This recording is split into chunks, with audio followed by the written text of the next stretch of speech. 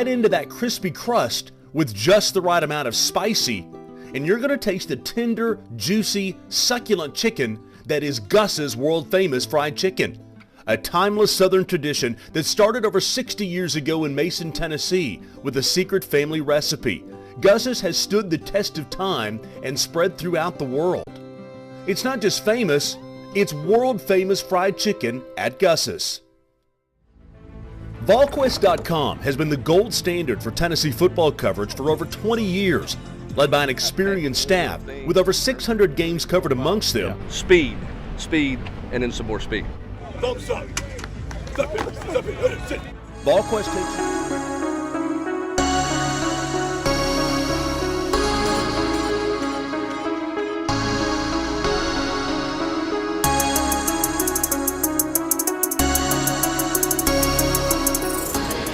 And welcome into Gus's World Famous Fried Chicken here off Sutherland, joined by Cade Mays and Jason Sway. Matthew Butler will be here momentarily.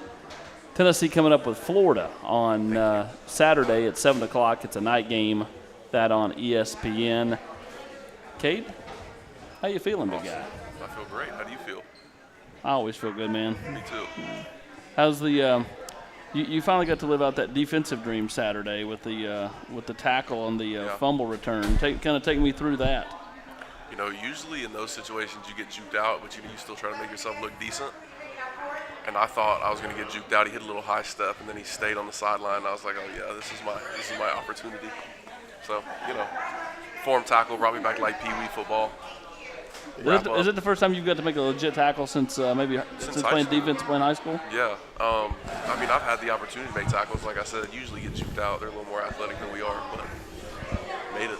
All right, we bring Matt Butler in here. Matt, you watched Cade. Did you get to see his tackle Saturday? Were you watching on that play? What did you think? You're a defensive guy. Hey, I mean,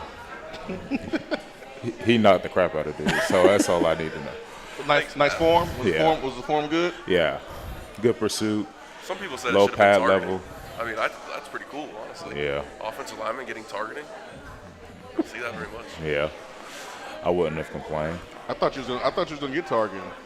Cause you hit him pretty good. It was a great form tackle for sure. You get the win on Saturday, 56-0. You came out after that play, didn't go back in. I know you're good to go for this weekend, but just kind of take me through, the time you got to play Saturday. What do you feel like you learned about the offensive line, and what did you see out of some of those younger guys? Yeah, for sure. I feel like they went in there and played hard. Played pretty clean for the inexperience that they've had. Playing in an actual game. Just played hard, played to their assignments, and I was proud of them. It's always good to see the guys that don't get that limelight, get to go play every Saturday. They get to go in there and play and play good. Love that for them. What about you, Matt? What did you see out of some of those younger defensive linemen? I mean, hey, you go back and watch the film, you see some of these guys who maybe don't play as much. You get a guy like Morgan Joseph get a sack. You get quarterback pressures by, guys who, don't get to see that action every week. So it's good to see development all across the D-line room and, get all the way down to the younger players and maybe the more inexperienced players. Good to see. In three games, man, how have you graded yourself and how have you graded the rest of the group there, defensive line? I don't grade myself. I really try to just be receptive to coaching and stuff. So whatever he's telling me, whatever grades on paper, whether it be great for a bunch of plays or bad for a few of them, you just take it all with a grain of salt and get better. Just as far as the whole D-line, we still got work to do. And that's a good thing. It's not like we're behind the eight ball or anything, but this Saturday is our chance to, if you're a dude or if y'all are a good D-line, you're going to perform versus SEC opponents. So that's what we're trying to do. You've been to the Swamp before. Just kind of take me through, what it's like playing in there. Take the fans kind of through that, what they, what it's like to be down there in the arena, on the field with all that's going on there at Florida. They like to play a lot of music and stuff, and they try to get their fans really involved.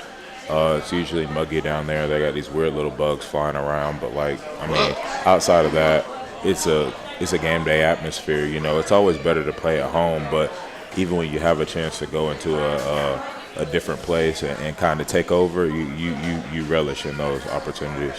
Those bugs about that big, ain't they? Yeah, and they look like little birds. Yeah, and then they mate together, I guess, and they fly around Wild flying. wild, and they're like stuck together. It's Florida, man. Yeah. Weird stuff happens down there. Yeah, sometimes you got to take your visor off because like they'll just land on your visor and stay there while you're playing. Like it's ridiculous. It's Florida. Cade's getting excited. He thinks he's going to get to go on a hunt Saturday. No? Mosquito hunt? What's the limit on bugs at the swamp?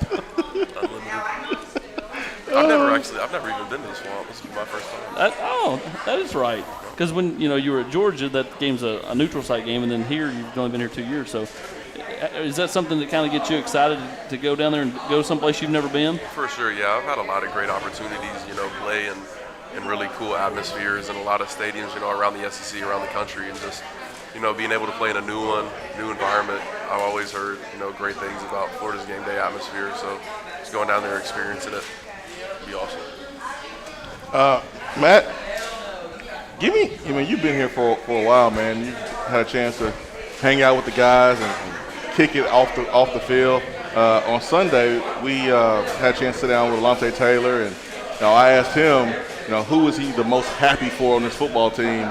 And he mentioned you. He mentioned you because of the adversity that you've been able to overcome and how you're playing right now, leading. If I asked you the same thing, who are some guys on the team? Who is maybe one guy that you are just super, super happy for at this point in the season? Who would that be? Man, I feel like I would be doing people a disservice by just saying one name. I'll just say a few. Like, you happy to see BY.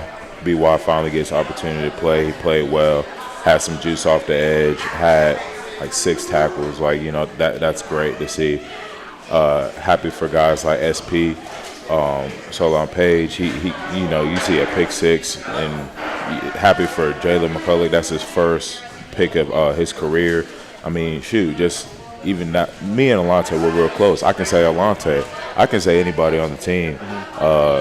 Him and I have gotten real close. I'm glad that he's been able to come to the SEC and perform. Looking forward to seeing the whole O-line, some of the young guys who, I go against maybe during practice, guys like R.J. Perry and guys like Big James, being able to go in there and just actually play in a real game. So, man, I could really go up and down the list. I would be doing people a disservice if I didn't keep on talking. So Matt Butler, who named the entire roster that time, minus who did he leave out? He left out Parker Ball, and that's about it. Salmon, the tight end. Yeah.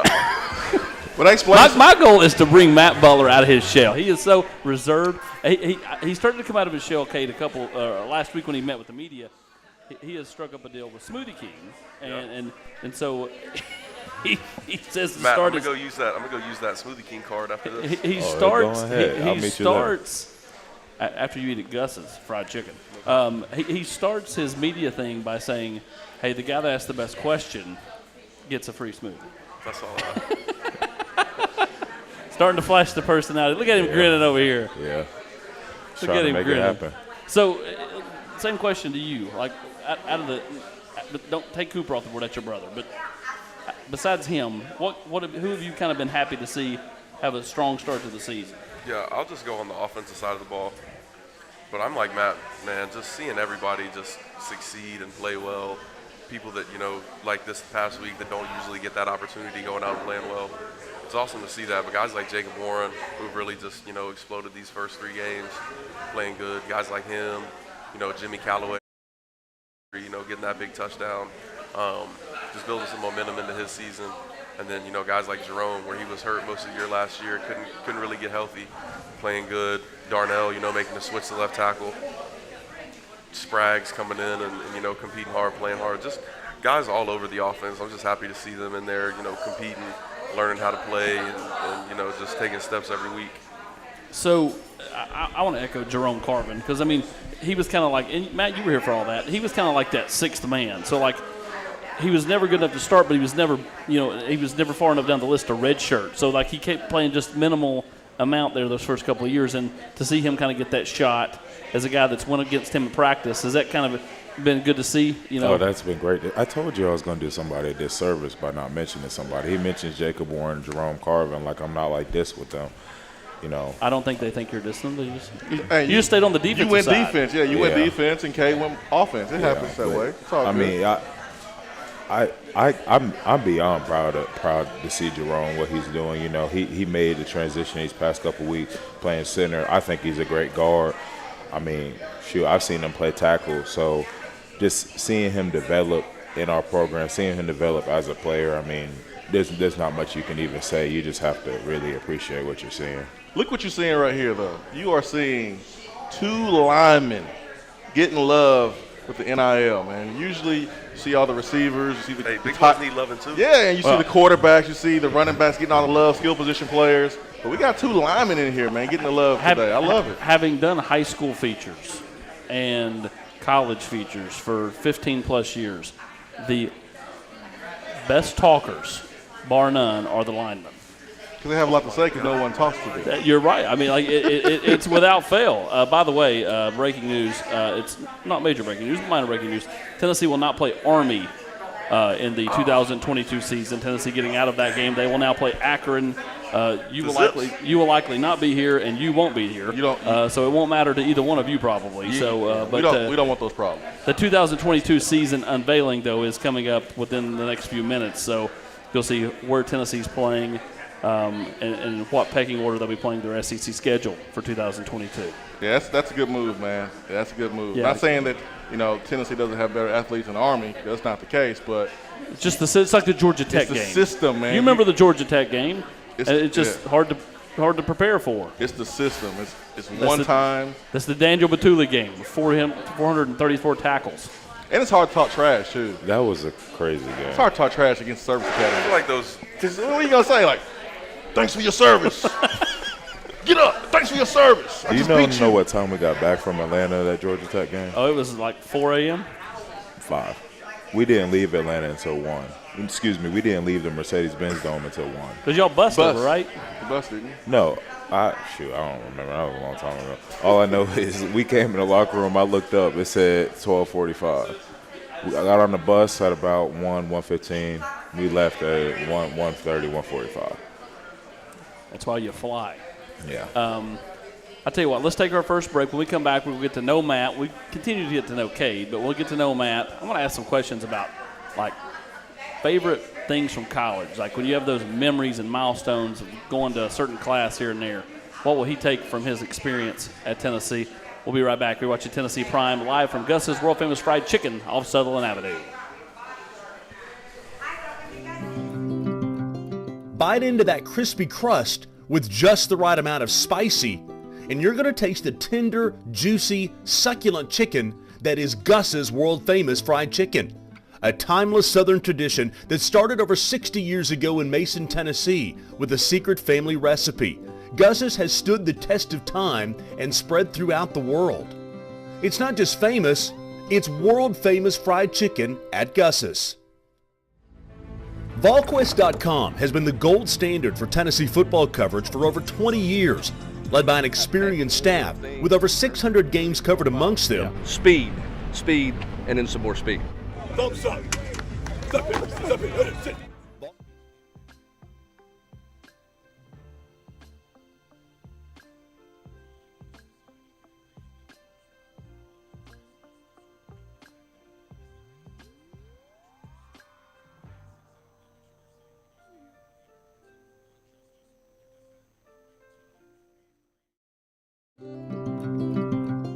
Biden.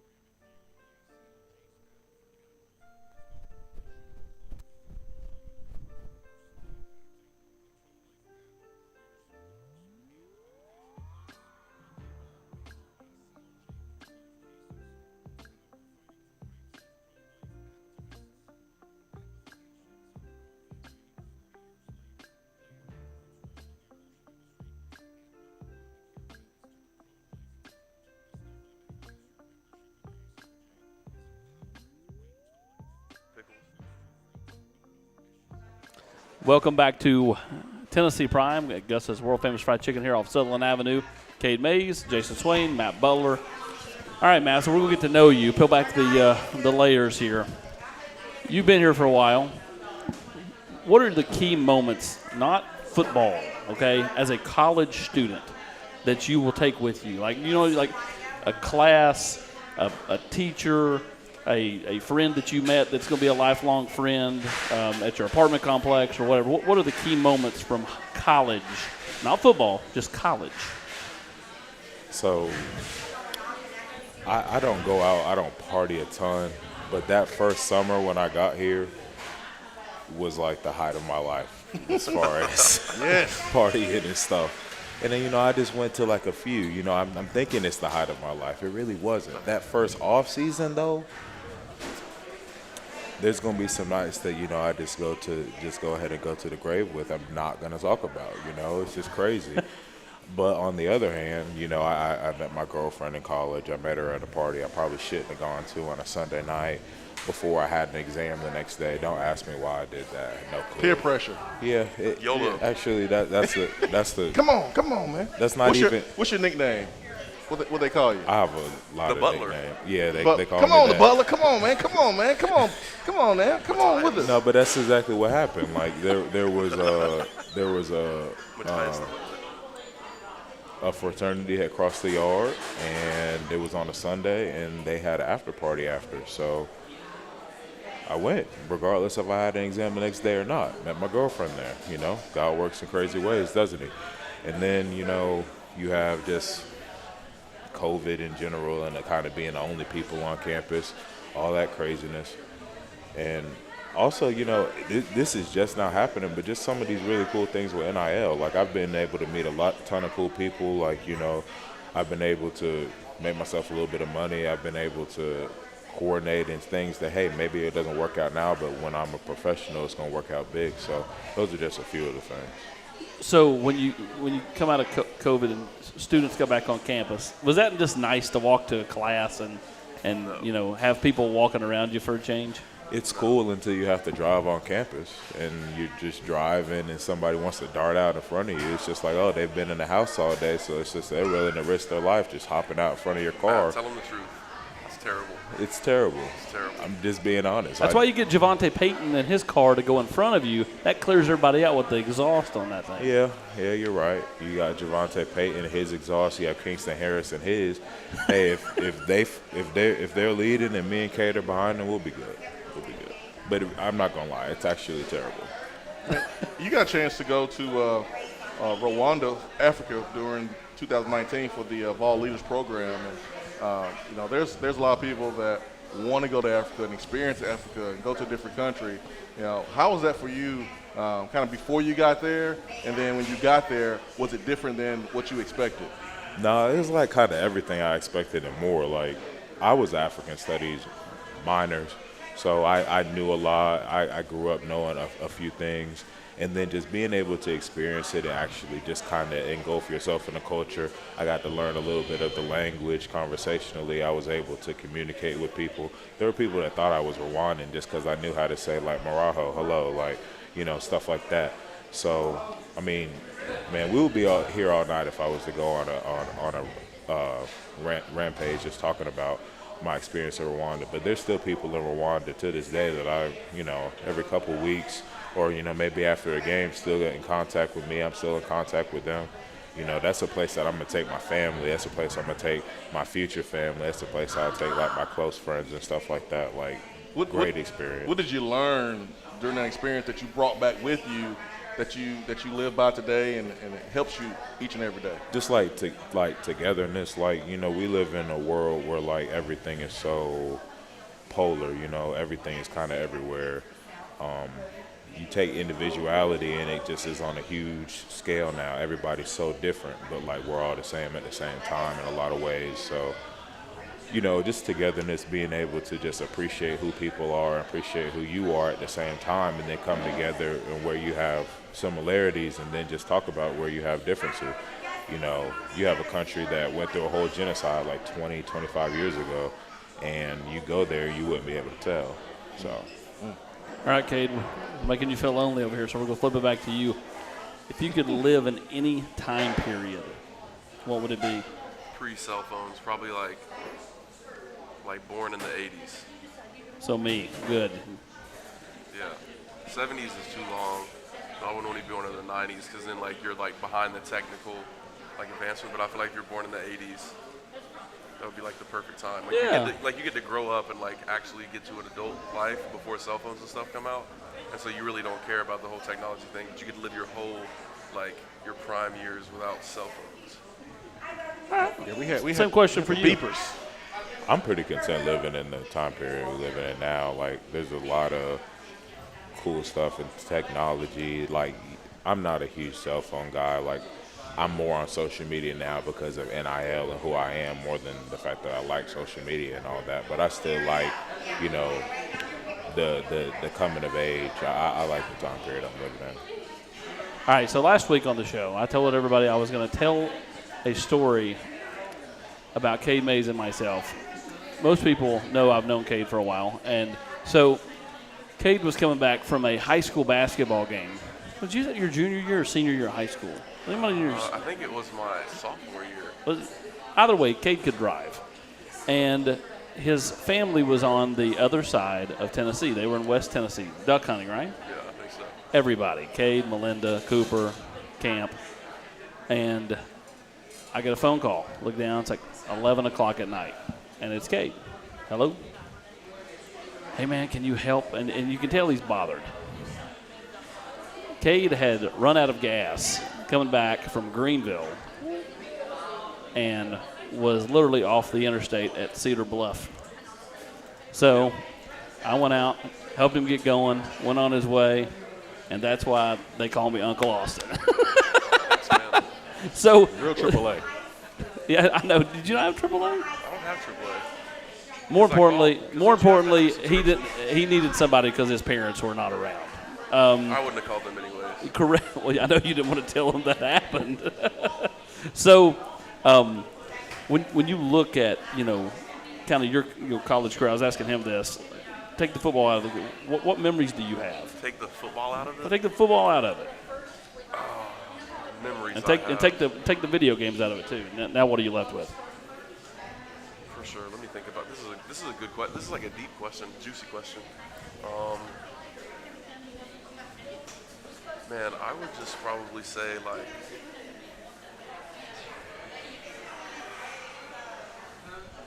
like living in the dorms. Probably like I hated living in the dorms, but like I don't know, like the friend, like I made like some really close friends with the people that lived in the same dorm with me. And I hated living there, so like and they all hated it too. So like we would always be bouncing from room to room, like just like our floor got really close. Like we were friends with everybody. Sure. And that was a really good time, like my freshman year. But you know, just our life is made up so much like football and just school. My favorite like football memory probably of like my whole college was last year during quarantine. Like every Wednesday we'd go to Copper Cellar and eat the half-off burgers, and like More about the hanging out and the sure. and the bonds and camaraderie, friendship. just Yeah. hanging out with everybody. Yeah, and especially in a time period where you didn't really like that wasn't like we took it for granted. Like you really didn't like you weren't able to go out and eat for some months and stuff, and then football season rolled around, and then we all got to be around each other again. And so that was probably my best one. How many nicknames do you really have? We got the Butler. That's That's it. I have nicknames from high school, but that's Matthias. really But it. here it's the Butler. Yeah, Cade and a couple of my former teammates have called me like Matthias. Have no clue why. It just came about. But if you go somewhere and say the Butler, you're gonna know. That came from the Kentucky game. I guess I got a sack at the Kentucky game my junior year, and I'm chasing this dude all around the pocket. I forget his name. He was quite an athlete. Chasing dude all around the pocket. You said what? Terry Wilson? No, not Terry. It was the dude when Terry got hurt. Lynn Bowden. Lynn Bowden Jr. Chasing him all around everywhere, sacked him, and the announcer says, "There he is again. The Butler did it." And that Sunday or that Monday when we came in, they played the TV version, and since then, that's what everybody's just called me. Are you familiar with Fresh Prince of Bel-Air? Yeah. So for Halloween, you can dress up as Jeffrey Yeah. and be the Butler, right? That'd be perfect, right? That'd be I'm perfect. not gonna lie, Coach G brought that up like 2 days ago. He's trying to be like my advertising and marketing manager. Does that mean he's gonna be Uncle Phil? Yeah, That would be perfect, man. Hopefully he don't kick me out too often like he did with Jazzy Jeff. With Jazzy Jeff and Will. Yeah, man. Just reading your bio, you have a 3-year-old daughter. Yeah. During last year, during the quarantine, and during most of the season, she was living here with me in Knoxville, working some things out there. But, you know, that's like my everything. That's the reason why I do what I do. I really should have brought that up. It's just another memory. It gets so – I've been here for way too long. It just gets so discombobulated in my head. But that was probably just the best experience of my college career, just being able to – you think it would be super hard, right? Like school and COVID and football and workouts and taking care of a 2-year-old at that time.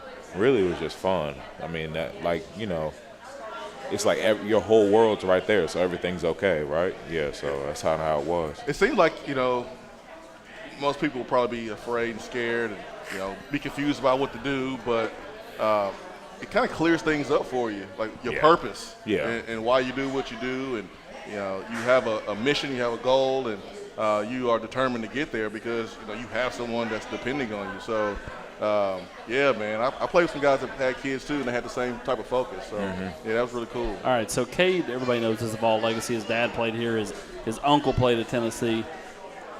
But do most people know that Matthew Butler's cousin is Anthony Richardson, who played basketball in the mid-'80s? Yep, I don't know how you found that out. I probably told you at one point. But, yeah, I mean. No, Chris Lowe, who's really good friends with Anthony Richardson, would kill me if I didn't mention it. Oh, okay. So, thus I am. That was part of the reason why I came here. I have, like, a little heritage here. My cousin, Marjorie Butler, who most Knoxville natives would know, she is Knoxville legend as far as basketball.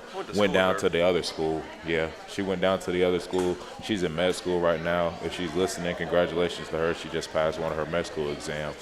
But, you know, so, yeah, I have a little bit of heritage here in Knoxville. It's part of the reason why I came here. What were your other choices besides Tennessee? I had 2 local schools, Duke and NC State, probably NC State a little bit more than Duke. And then 2 real football heritage schools with Texas A&M and Penn State. And, you know, God just let me here and been here since. Probably a little too long, but it's all good. How long did it take you to not be homesick, or were you a guy that once you got here you were good to go? Did it take a couple months? No, it was pretty cool. It was pretty good to go. Like, once I got a car, that's kind of what killed the homesickness. Like, if I get a more than just a regular 2-day weekend, like it's just a straight shot on 40 to get home, you know, just hang out. And then my parents can get here pretty easily to hang out with me if they want to. All right. When we come back, we're going to break down Florida. We're going to talk about the matchup with the Gators and get you set for Tennessee and Florida coming up Saturday, 7 o'clock. You're watching Tennessee Prime at Gus's world-famous fried chicken here on Sutherland Avenue.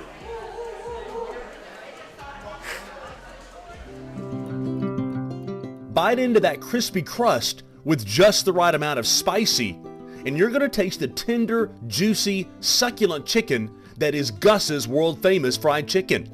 A timeless Southern tradition that started over 60 years ago in Mason, Tennessee with a secret family recipe.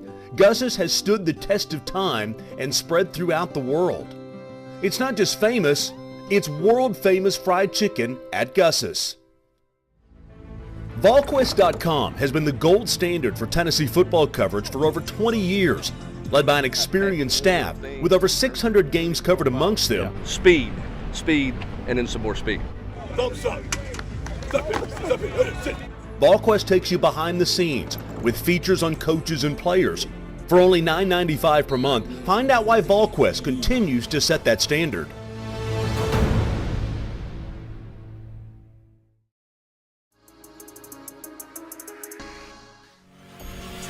Ever wonder what the best source of Tennessee and college football talk is? Tune in to the Swain Event every morning from 7 to 10 a.m. You can listen on the Swain Event app or catch the live stream on Twitch, Twitter, YouTube, or Facebook Live. If you can't listen in real time, it's all good. Just click on the podcast icon in the app and listen at your convenience. Get all the information on the Vols all year long with the Swain event. You will not find a better mix of Big Orange news and opinion anywhere else.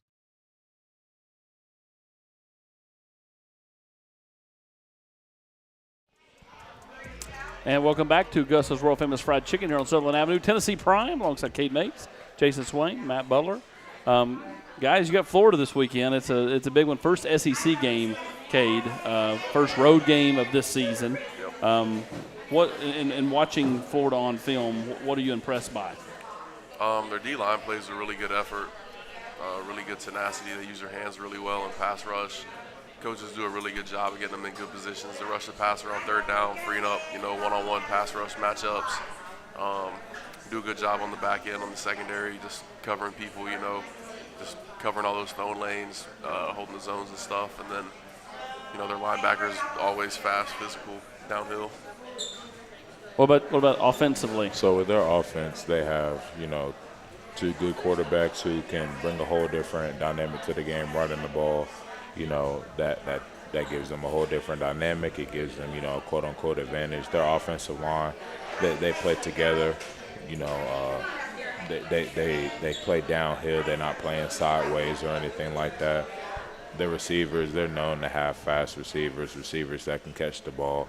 But even that almost kind of goes on the back burner just because both of these quarterbacks can't really run. And then they showed a lot of fight versus Alabama as well, and they're not taking any crap or anything like that. Having played them at the end of last year, it's not been that long. It's not that many games in between. How different do they look though? Because they go from Trask to Emory Jones and Richardson at quarterback. How different do they look from that standpoint? I think the biggest difference is just the running quarterback with Emory and number 15. I don't know his name, but just the running dynamic. They can make it happen with their legs. They both have some speed. I think that their running backs are pretty good as well. I think that they play downhill. They're willing to play tough. They're willing to block and stuff like that. So they have a good team. That's how you make it happen. Are you a guy that likes away games more than home games, or do you like home games a little bit better? Which one do you prefer? I don't. It's football. I love playing football. So when you get an opportunity to play in a great environment, one where that's always great. Now I probably wouldn't like away games if we had to play at Bowling Green or at Tennessee. Yeah, you're right about that. Vanderbilt last year had our families and their families. So yeah, that's about it. So that was not a fun away game. Why are you smiling, Jason? Because I don't want to create any bulletin board material. I want to say something, I want to talk some trash about Vanderbilt's stadium, but I don't want to put these guys in a bad situation. Oh, no, Vanderbilt, they're a great academic school. They've had some athletes come out. They had a D lineman last year get drafted, if I'm not mistaken. They have good players. Just last year specifically with the dynamic of COVID, there wasn't nobody in there. It just stinks playing college football and no one coming to see you. It just I couldn't imagine. So when you look at going up against this Florida defense, what was it that Alabama did last week to have success, but then Florida able to kind of control the line of scrimmage there in the second half and give their offense a chance? Yeah, to be honest with you, I haven't watched the whole game. I've just watched mostly just cut-ups, personal cut-ups, different people, just pass rush stuff, how they play the run, how they play the pass. So I haven't watched actually the game, so I don't know. What is there one guy on that defensive line that you'll have to really be cognizant of and know where he's at all times? Definitely not only one. All of them. They've got a great front four. They've got a Mike linebacker, number 7, Jeremiah Moon, I think his name is. He'll roll down and rush the passer. Brenton Cox, Zach Carter. They had a dude transfer from Auburn, and then another guy from Penn State. So they're really deep in the front four, and then they've got a lot of different packages to get different guys in position to rush the passer or do what they do. Swin and I talked about this on the locker room Sunday night. Just believing you can win a game like this, because Tennessee's won this game twice since Jason was the last team to go down there and win at the Swamp in 2003. They won it in 2004 and 2016, but that was in Knoxville both times. How much of it is a inner belief in getting those around you to say, hey, those were teams of the past. They're not part of this team. Let's believe we're going to go down here and win and go do it. I don't even think that that's something that you need to acknowledge in the locker room. Like, if there's anybody who maybe doesn't think that we're going to go down there and do what we do and kick their behinds, and they probably aren't playing anyway. So that's not even something that needs to be acknowledged. I mean, I've played Florida 4 times before now. I played in 3 of those games. The guy who I'm going to line up against for a lot of the game on Saturday is somebody who I faced for the past 2 years, and has some success, and he's had some success. So it's personal to me. I haven't beat them yet, and if I have to convince somebody that we can go down there and beat them, then they're not somebody I want to play next to. Is this your 3rd time to the Swamp? Yes. Okay, Jaquan Blakely brought that up today. It's his 3rd time. I mean, that's a rarity, but because of the COVID extra year, you get to go to a venue 3 times. Yeah.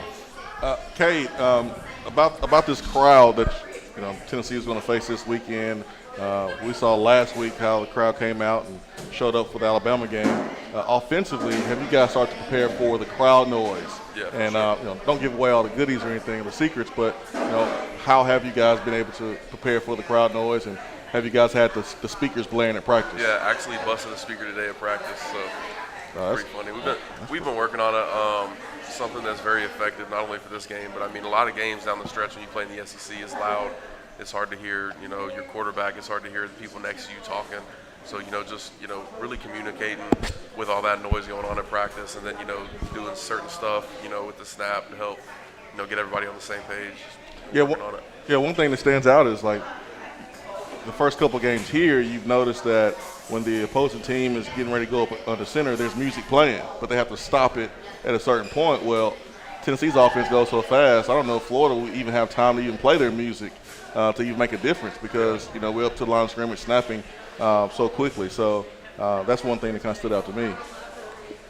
How do you feel like the tempo can kind of thwart the crowd in a game like that? Especially if you can, those first couple of plays are so pivotal to the drive. Yeah. Especially if you can get a little bit of rhythm early in a set of downs. Just going really fast. Like, if you get stopped fast on the 1st and 2nd down, and then you catch them with their big package or their 1st and down package on 3rd down, it really keeps the crowd out of it, because like here at our games, like you hear the dude on the announcer thing, it's 3rd down, whatever, like all that stuff, and they don't get it. So you're going so fast that it doesn't allow the crowd. Like the crowd doesn't even know it's 3rd down at this point. Like they've already ran 2 plays in 15 seconds, and I think it just kind of keeps them out of it. But you get a dead ball or something and it's 3rd down, it'll definitely be rocking. The good news is Cade will replace Jeff Jarnigan one day as the PA announcer at Neyland Stadium. Probably not. Thomas Edwards needs to do that. Anybody, I'm serious. He is Captain Energy. Unbelievable, like, announcer voice. Unbelievable. Remember when he did the spring game? It's so refined, yes. And I saw Thomas the other day, and I told him it's the most phenomenal video I've ever seen. Thomas, if you're out there, I love you. Speaking of voices, the deepest voice on this team is Matt Butler. Hey, Matt, the first time you guys went up against this offense in a scrimmage situation and you really got a chance to experience the tempo, how was that for you? Was that a big adjustment? Bro, I can't give out all the secrets, but the way that they set up practice makes the defense work. I'm gonna just say that. To make the games easier from the standpoint made of the games very easy. Like even the first time that we legitimately scrimmaged the offense, it was almost a little bit easier than the way they have practice set up, because the way they have practice set up just puts that much stress on the defense, and it makes us that much better. We get our calls in faster, we get set faster, we're able to play faster, we're going, and it makes you process the game faster. So you're getting better at the same time. Where's this defense? I mean, like, you guys, the first 3 games are just playing so sound in a lot of ways. I mean, everybody's going to make a play on you from time to time. That's football. But, I mean, you look at, I think 7 of the 8 quarters, you've given up 20 total points in those 7 quarters. Where's been the growth? Is it as simple as a little bit of change of philosophy going from last stab? And I'm not asking you to, like, slam the last stab. I'm just saying maybe making it a little easier, terminology-wise, going from the last staff to, Coach Banks and what he's wanting to do. What's been the mix Without saying too much, when you have a lot on your plate, then there's a lot to eat. Sure. And you might not get done eating it. If you have something on your plate that you like and that suits your taste, then you're going to eat it, and it's going to be done, and that's it's going to be a good meal. So what's on your plate? Gus's. Smoothie King. Gus's Smoothie King for dessert. There we go. Matthias, man, sophisticated. The butler. The butler. So basically, simplifying it allowed you to play faster and think less. It does, and it's not that like maybe our situation in the past was an issue. It's just like maybe that doesn't work for everybody, So like, situation in the past worked fine for me in some ways. It worked fine for a lot of my teammates in some ways, but maybe it didn't work fine for everybody. So, we take a little bit of a dent, and that's not a knock on the last staff. I liked everybody on the last staff, but it's just a change of scenery, and we obviously like the scenery as a defense. Okay, flip it to the other side. I don't know how many assistant coaches on the offensive side last year at the end of the year were telling me, hey, if they had been back, they were going to push to simplify the offense. Last year's offense had too many checks, too much, to learn and all that going forward. Is this way easier to understand terminology standpoint? Last year I felt like our offense was very simplified, very vanilla. So as an offensive line, like, you didn't have too many blocking schemes, like too much stuff going on. Like, it was really easy to get the call in and snap it. Like, how different was it for you versus what a wide receiver would do? I have no idea. Okay. Probably a lot different. Yeah, okay. I'm sure they got a lot of different route checks and all that stuff. But as far as an offensive lineman, last year was really simple. This year, with going fast and like having to see, like, what you see on film is never how it turns out in the game. So you watch film, you get prepared, and you've got all these little minor details, minor little things that go on in the play that can completely change your rule. And so going fast, it makes it a little bit harder to make sure you see what you need to see. But we've been doing it since the new staff's got here, so we're all kind of comfortable with it and stuff. But I feel like they're both not hard. They're both pretty simple, for me at least. Butler, hearing about what, man? That's his name, ain't it? Butler? Matthew Butler? Butler. So hearing about 5, 10 years, maybe 15, 20, when you come back to Knoxville and you walk in the streets with your daughter, what do you want people to say about Matthew Butler, number 94, when he played at the University of Tennessee? They say, man, you was blank. What do you want people to say? That's probably not something you think. That's a really good question. If you would have asked me that question that day that I gave free smoothie, or whoever asked me the best question, you would have got the free smoothie for sure. I got free smoothie cards in the car too. So. Oh, okay. So I'm loaded too. Yeah. No, I'm already knowing, but I'm a guy, like, I'm consistent. I'm gonna give you the same thing every day, and I'm always gonna get better every day too. So I'm hoping that when I come back in Knoxville in however many years, that they know me as the guy who, was part of this year. Mm-hmm. You know what I mean? Like, we have, forget what happened these first 3 games, like the good and the bad. Like, we have 9 more games left, guaranteed. And these 9 more games, I'm trying to leave a real legacy, not only me, but just everybody around me. And I'm trying to impact other people around me as well. So that's almost what I want people to know me for, what's about to happen, not all that stuff in the past. I mean, you can look at the past. We weren't good. Why would I want somebody to remember me for that? Let's remember for these next 9 games how we went out there and kicked butt. Like it. No, I like it. Jerseys. What's your favorite jersey to wear? Is it orange on white, white on white, orange on orange? What is it? The real answer is the smoky gray uniforms from my freshman year. I feel like that's the only answer. That's really the only answer. If anybody's saying anything other than that, then they're tripping. Those were some of the best jerseys in college football. You? I don't care. I would like us to have some black on black jerseys. Black on black? What was it, 2006? 2009. That was the they waited too late. They had them screened on. They had them screened on. Think about it. Like, black on orange, like would be like one of the best combos in college football. Black, like a matte black helmet, orange tee. Especially if you played on Halloween. Yes, black face mask, like black jersey, orange numbers, details, all that stuff. Like it would be hard body. Like the orange stripes going down the black pants. I'm telling you. Yeah. They might crush the smoky gray uniforms. Matt, what you think about that? You said what? I said that might crush the smoky gray uniforms. Yeah, that would. That's especially Like if we play like on Tennessee should have been Halloween, done something like that. Like the black jerseys. Yeah. Like that should have been like a 2000. When did all the crazy jersey combinations start coming out in college football? Like 2012 with 2014. Oregon. Yeah, it's like It should have been like a 2012, 2014 deal. 2014 probably. who knows? Maybe you guys will get black jerseys. Who knows? Probably not. I hope y'all do, man. Hope y'all do. You never know. You never know. Before we get out the door, Jason asked you kind of a look back at what you want people to remember you by. I will always remember you by having the deepest voice on the team. You never get you're never too high, never too low. Like I never see you get really excited, but I never see you go in the tank. You're just kind of even, steady Eddie. When you run through the tee for the final time, is this going to be just kind of a jog through? Do you got anything planned? You thought about it at all? I don't know. You going to cry? I'm not going to sit here and lie to you. There was a point in my life last year where I was like, yeah, this is going to be my last time playing and kneeling when we were playing Texas A&M.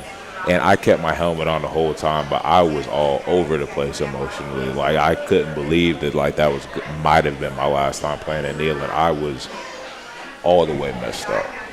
And then, I played kneeling first game this past, 3 weeks ago. And it's just like, oh, okay, welcome back to kneeling. But this year, I have no clue. You're going to see something, though. I'll come out of my show a little bit. I'll come out like, yeah. I'm holding you to this. And I want to let you know. Hey, I'm not going to lie. This weekend, you'll probably see me come out of my show because things are going to go as planned. And, I mean, we're going to – I can't use certain languages on live. You know what I'm saying? We're going to act a fool, for real. That's all of us, though. You going white on white this weekend? Do you know what you're going? What are we wearing, Kate? What did we decide on? Is it a secret? I don't remember what we decided on. don't I have don't know to- if it's a secret or not. Is uniform combinations supposed to be a secret? I don't know. I have no idea. I think might be white on orange. I don't know. I don't remember what we picked. Yeah. I know Alante said on Sunday night he's a big stormtrooper guy. He likes the He white loves on the white. Stormtroopers. Yeah, me too. I can see Who cares Alante what being we big wear? into the uniform combinations. He's probably president of the uniform combinations. If we were to appoint anybody as president of uniform combinations, it would be Alante Taylor, 100%. That's a good thing, too, because me personally, I love the smoky grays. The black idea is great, but, like, It doesn't really matter. At the end I'm of the day. I'm putting the jersey on to take it off with the win at the end of the day, not living it. What'd you wear in high school, number-wise? I wore a 45, and, of course, that number is retired. Sure. For very good reason here at the University of Tennessee. And then I wore 79 when I had to play like offensive line and stuff like that, running around with my Gardner Trojans. Was it Hawk? Did Hawk give you 94, or did you get to select 94? How'd that I work? picked 56. You have Kurt Magid, you have Chuck Smith wearing 56. I was going to be the next 56. Look at right? this guy. I went Like, diving back. I like this. I was very excited about that. And then I came in, I guess the end of my sophomore year, and they're like, oh, we have to play you on special teams. We need you to wear a different number because you can't have two numbers on the same film. Guess you can go back and watch all the tape my sophomore, junior, and last year. I didn't play no special team. I was mad that they made me change my number. Very mad. It happens that way, man. It happens that way. Yeah. I know guys. And I was going to change it back. I had the opportunity to change it back this year, but it's just like at this point. Half the team changed their number this year. Yeah. Do you ever look around and go, who is that? Oh, yeah. Yeah, like Latrell came out versus Bowling Green. Big O's 21. I've gotten used to Big O. I haven't gotten used to Latrell's my roommate. Like, I've known this dude, and we've been through everything. I was a captain for Bowling Green. He came out, and I turned around. Who was that? And I hadn't it has not resonated with me that he wears 11 and not 88 anymore. So that's just what it is. Whereas you switched into back to 68 when you came back. Did. Yep. Just like high school. It's like high school. plowing Fox people Lotus. over. Fox. What's the number over there at Catholic? You know, like 9245, I think. I don't know how I remember that. I think it's 9245 Fox Lotus Drive. I don't know how I remember that. 9245. You know, at Knox West, Who they does just say Catholic play this 3300. Oh, gosh. I don't know who they play. What do they play, Powell? No, that's week week 10. Week 10? So that's the week before. Can't believe Powell ducked that smoke all 4 years I was in high school. Hope somebody's out there watching this. Crazy. You going to come to that game? It's a Thursday, isn't it? It is a I'll be Thursday. there. Big Walter Nolan. Yeah. Playing against your alma mater, against Trevor Duncan, another good lineman for the Irish. Yeah. Then who did Catholic play last week? They got throttled by Macaulay. Is Macaulay good this year? Just basing off I don't know how good Catholic is. Catholic. Hey, I went to the Catholic Maryville Catholic scrimmage. beat Baylor, lost to Macaulay. I was impressed with Catholic when I watched the Maryville scrimmage. Catholic definitely won that scrimmage, just like we should have won my senior year. But four of the rest were Maryville grads. It's crazy how that works out. Yeah. Okay, we're gonna dive out. Good thing we in Knoxville, not Maryville. Jason knows the stories all too well about what happens at Maryville. Anyways, for Matthew Butler, Jason Swain, I'm Austin Price and Cade Mays. You've been watching Tennessee Prime here from Gus's world famous fried chicken on Sutherland Avenue. See you next Tuesday, everybody.